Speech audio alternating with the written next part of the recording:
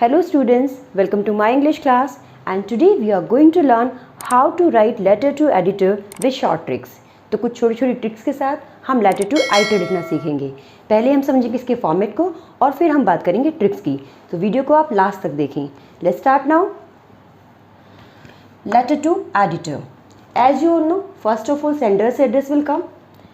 पहले हम सिर्फ फॉर्मेट की बात करें, बाद में हम बात करेंगे ट्रिक की। सो let's see the format. Letter to editor. First of all, sender's address. Sender's address will come, you know very well, and it will occupy 3 to 4 lines. Right? या तो ये 3 lines में आपका आ जाएगा या आपके 4 lines में आ जाएगा. After that, you have to skip one line. एक line आप skip करेंगे. After that, you have to mention date. And what the format to mention date. Date कैसे लिखनी है आपको? ये डेट मोस्टली बच्चे क्या करते हैं, डेट लिख देते हैं. So it is not necessary. ये सिर्फ समझाने के लिए आपको डेट आपको मेंशन नहीं करनी है. जिस डेट में आप एग्जाम दे रहे होंगे the same date you have to mention. This is not needed. क्या लिखेंगे जो भी हम आगे लिखने वाले हैं that you have to mention. Suppose today's date is 4 September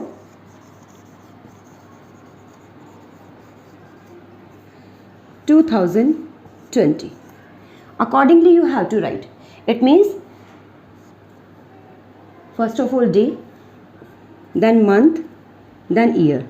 और month पहले, day बाद में और year ऐसे भी आप लिख सकते हैं.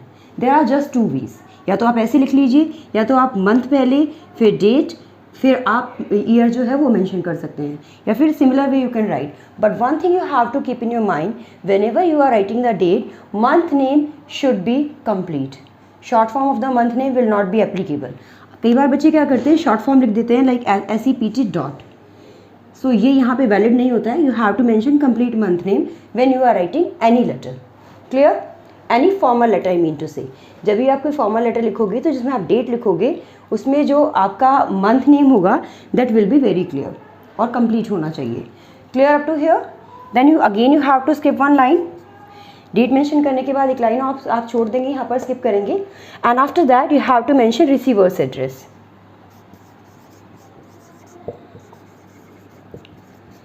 Receiver's address you have to mention and it will also be in 3 lines.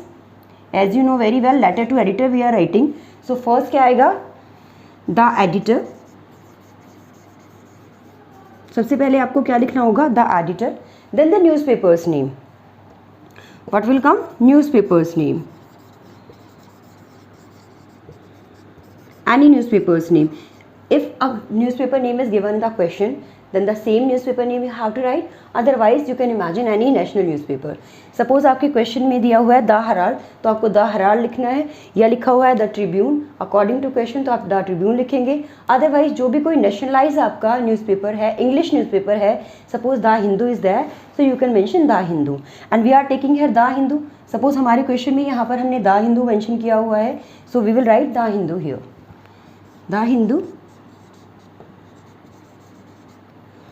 And city, what is given in the question? According to question हमें city लिखनी है. If no city is given in the question, then you can mention Delhi, because Delhi is a capital, so you can mention Delhi here. The editor, the Hindu, Delhi, or the Tribune, Delhi, or we can mention the Tribune. अगर कोई और आप लिखना चाहते हैं तो आप the Tribune भी लिख सकते हैं, और the Times of India, any newspaper name. But अगर क्वेश्चन में कोई न्यूज़पेपर नेम गिवन है, अगेन हम एम्फेसिस ऑन दिस थिंग, तो आपको सेम न्यूज़पेपर नेम लिखना होगा. Clear up to here? See the next part. Sender's address हो गया हमारा. 3-4 लाइन्स इट में टेक. यूजुअली 3 लाइन्स में आता है. अगर 3 लाइन्स में नहीं आ रहा है then you can take 4 lines also. And one more thing you have to keep in your mind, if no sender's address is given in the question, in that case what will you do? अगर question में कोई sender's address given ही नहीं है तो in case आप क्या लिखोगे? You have to write examination hall,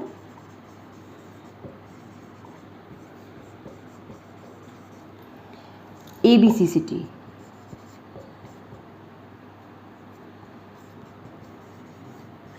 examination hall ABC city या examination hall XYZ city. Like this you have to mention. अगर कोई एड्रेस गिवन है तो आप एड्रेस लिखेंगे. अगर एड्रेस नहीं गिवन है then you will mention examination hall ABC city. I hope up to here is very clear to all. देखते हैं next part.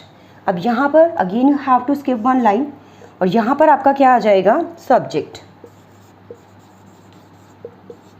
Subject will be here. Subject you know very well, या तो हम सारे letters अपने capital में लिखते हैं, या तो हम जो फर्स्ट लेटर होता है सब्जेक्ट का उसको कैपिटल में और बाकी सबको अंडरलाइन कर देते हैं. This thing we can do. There are two practices, any one you can attempt, but जो मोस्ट इंपॉर्टेंट है that is to mention all the letters in capital. And most of the time जब हम letter to letter लिखते हैं तो उसमें या तो हम कोई इशू अराइज करते हैं या तो कोई प्रॉब्लम अराइज करते हैं, राइट? या तो आपको कोई इशू अराइज करना है या तो कोई प्रॉब्लम अराइज करनी है. प्रॉब्लम के रिगार्डिंग लिखते हैं, कोई इशू अराइज करते हैं. तो same thing here will be like this, problem of this one. What is the problem? You can mention that here. या issue of this one, या कोई भी issue हो सकता है, जैसे problem of pollution or the population whatever in your country, or the corruption in your country or in your locality, the problem of electricity, all kind of things you can mention like this. या other कोई लग रहा है आपको important है according to question, then the same subject will be here. So this one is very clear. अगर कोई issue है then the particular issue, suppose dowry system you have to write, then the issue of dowry system in our society, like this you have to mention. It will totally depend on your question. तो आपका subject जो होगा ये totally आपके question पे depend करेगा. जो question में गिवन है प्रॉब्लम या इशू या कोई subject, accordingly you have to mention here. बस आपको ये याद रखना है कि या तो ये सारे लेटर्स आपके कैपिटल में होंगे, इधर आपका जो फर्स्ट लेटर होगा हर वर्ड का वो कैपिटल में होगा. And you can skip prepositions here. Prepositions में आप स्मॉल लेटर्स यूज कर सकते हैं. Clear to all? And after that what you have to mention, salutation. Salutation will be next. One line you will skip and then salutation. Salutation you know very well. और usually हम क्या लिखते हैं salutation में, we will mention sir and comma you will put. Salutation में आपको sir लिखना है और कॉमा पुट कर देना है. One thing you will keep in your mind, whenever you are writing the addresses you will not put commas after that. It was the old format, now we are applying the new one. ये पुराना format था कि हर बार हम address को ख़त्म करते थे, उसके बाद हम कॉमा पुट करते चले जाते थे. But according to new format you need not put anywhere comma, just here you have to mention this one. बस यहाँ आपको कॉमा लगाना है, बाकी कहीं भी आपको कॉमा लगाने की नीड नहीं है. Got it? Now we are going to see the next part of letter to editor. इसके आगे हमें क्या करना है? Now we are going to discuss the body of the letter or the content we may say. Body of the letter.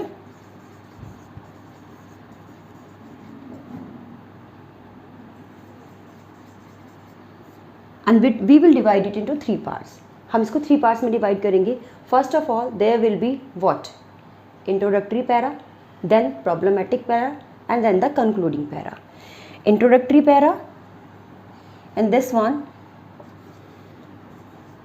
यहाँ हमने छोड़ा था up to here sir was there. Sir के बाद body of the letter आएगा, and body of the letter में first of all जो para आपका होगा that will be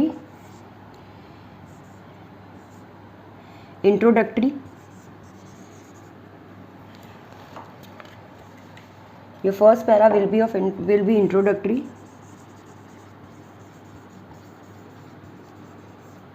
और इस इंट्रोडक्टरी पैरा में आप क्या प्रॉब्लम है, किसको लेटर लिख रहे हो, all those things will be clear. आपका जो पॉइंट है, किस चीज़ के बारे में, किस प्रॉब्लम के बारे में आप लेटर लिख रहे हैं, that will be disclosed. And after it will be just 3 to 4 lines heart to heart. 3 से 4 लाइन में आपका कंप्लीट हो जाएगा. After that your problematic para will start. And next para will be, this was para 1.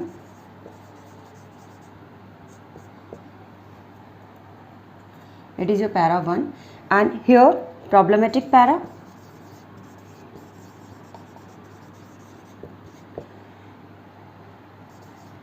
and this is para 2. Problematic para 2 will be here. अब इसमें हम क्या करेंगे, cause of the problem we have to mention.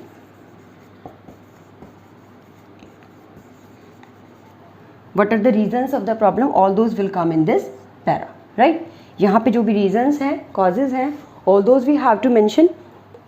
And last one will come concluding para, that is concluding para, or we may say para 3rd. In this one what you have to give, suggestions to solve the problems.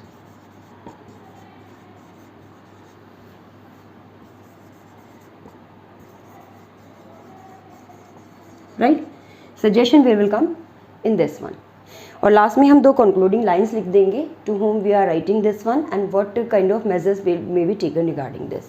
Clear. और सबसे last में हम क्या करेंगे, there will be complimentary and here will come after the completion of this one you will skip one line and then you will mention complementary and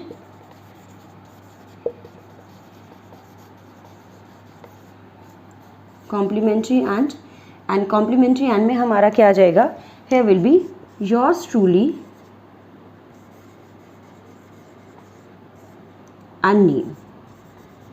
If some kind of designation is given then it will come under it. अगर कोई designation given है तो वो yours truly और name के नीचे आ जाएगी. Clear up to here? अब हम बात करते हैं ट्रिक की. Most of the students know very well what is the format but they don't know how to start a letter. बहुत सारे बच्चों को ये तो पता होता है कि एक्चुअली जो लेटर का फॉर्मेट है वो क्या है, बट उनको ये नहीं पता कि उनको लेटर स्टार्ट कैसे करना है और उसकी एंडिंग कैसे करनी है. So on this point we are going to talk today.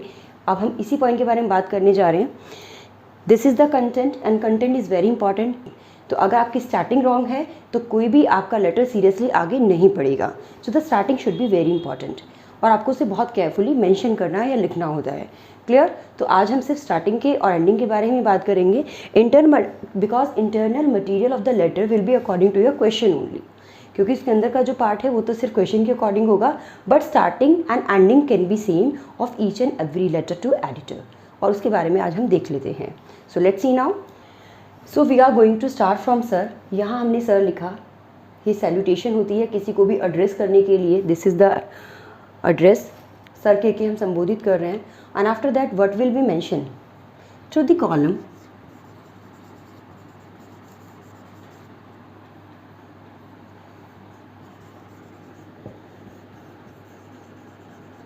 of your widely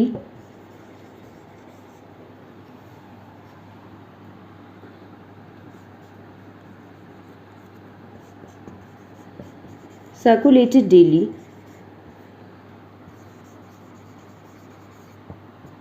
I would like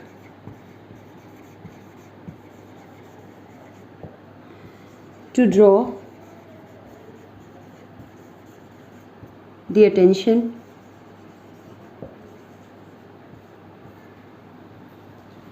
of either concerned authority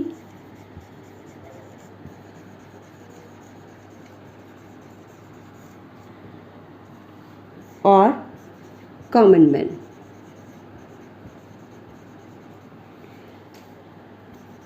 about the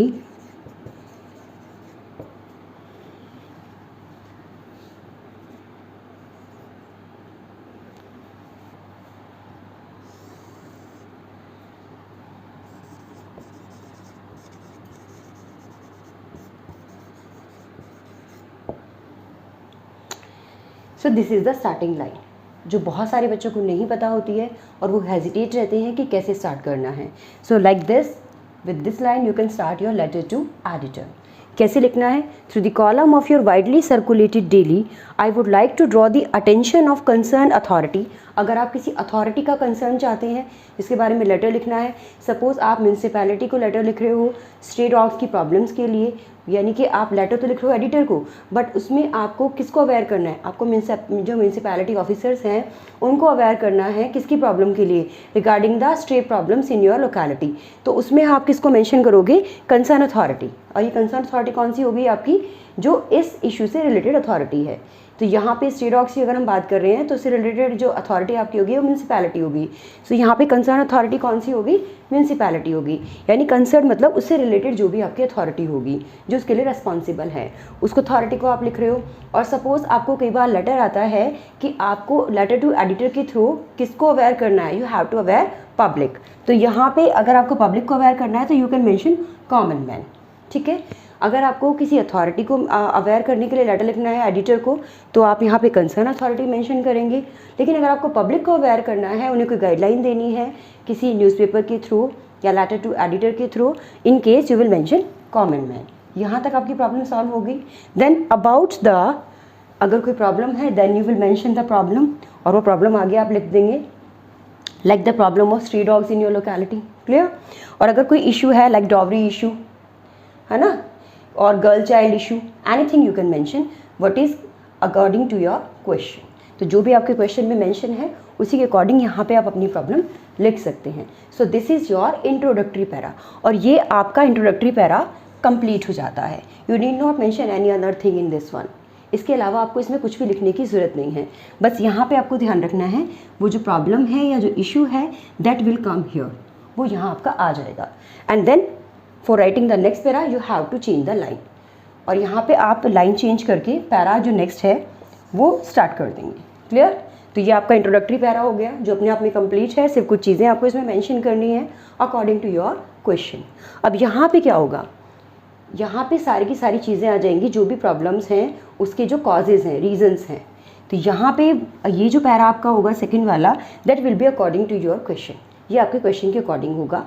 तो इसमें आपको सिर्फ उन कॉजेज़ पे फोकस करना है जो रीजंस रहे हैं। सपोज पॉलीथीन बैग पे आप लिख रहे हैं तो कैसे इसको लोग यूज़ कर रहे हैं बहुत ज़्यादा और किस तरह इधर उधर फेंक देती हैं, all those things you have to mention in this one, और उसके क्या क्या हार्म्स हैं, all things you will mention here.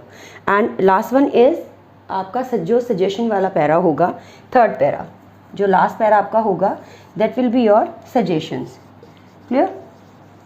Suggestions will be there, और सजेशंस में आप क्या लिखोगी, सपोज हमने पॉलीथीन बैग के ऊपर ही लेटर लिखना है एडिटर को, तो इसमें सजेशंस क्या हो सकते हैं, that you will throw, you have to throw them in the garbage, proper उसको डिस्पोज करने के लिए फैसिलिटीज़ अवेल होनी चाहिए, और उसके ऊपर कुछ स्ट्रिक्ट जो हम इम्पोज कर सकते हैं फ़ाइन वगैरह, all those suggestions you can give, ये सब आप लिखेंगे। Now we are going to talk the last line what you have to mention. ये सजेशंस देने के बाद भी आपको कुछ लिखना होता है एंडिंग करने के लिए अपने लेटर की। So now we are going to talk about that one. उसके लिए भी कुछ लाइन्स हैं जो आपके हर लेटर टू एडिटर में एप्लीकेबल हो सकती हैं। Those will also be beneficial for you. तो जब भी आप लेटर टू एडिटर लिखेंगी तो वो जो लास्ट लाइन्स हैं वो भी आपको लेटर को कंप्लीट करने में आपकी हेल्प करेगा। तो वहाँ वो लाइन्स हम यहाँ लिखने जा रहे हैं, see that very carefully. After suggestion these lines will come, and how can you start these lines? I hope you will give proper space to my views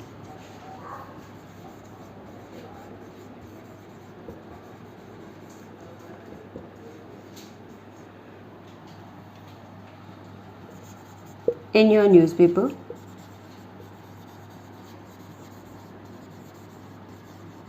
and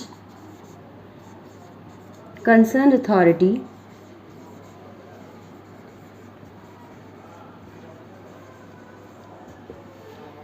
and government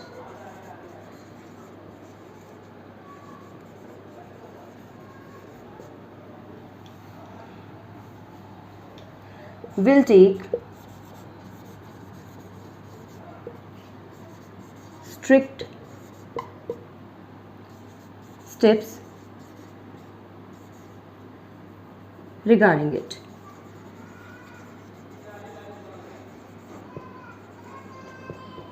Clear? This one will come, और इसके बाद आप लिखेंगे yours truly and your name according to your question. बच्चे क्या करते हैं exam में अपना नेम लिखाते हैं, that is a wrong practice. आपको अपना नेम नहीं लिखना है। If no name is given in the question तो आपको वहाँ पे XYZ मेंशन कर देना है, क्लियर। क्योंकि यूजुअली आपका question you are this one and you have to write in this situation, right. ऐसा आपका क्वेश्चन होता है, यू आर करके गिवन होता है, जो नेम गिवन होता है। If you are a boy then you have to mention the name of boy, if you are a girl then you have to mention the name of the girl, because both of the names will be given in your question.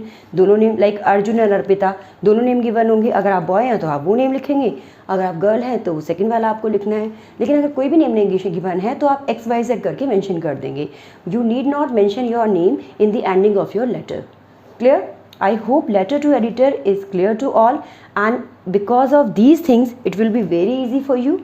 अगर आपको किसी और content पे videos चाहिए so mention in the comment box, और आप बताएं ये आपको ट्रिक कैसी लगी, ताकि और अदर ट्रिक्स के साथ अदर जो राइटिंग सेक्शन है वो हम आपको इंट्रोड्यूस कर सकें। If you like the video share it among your friends and like and subscribe the channel.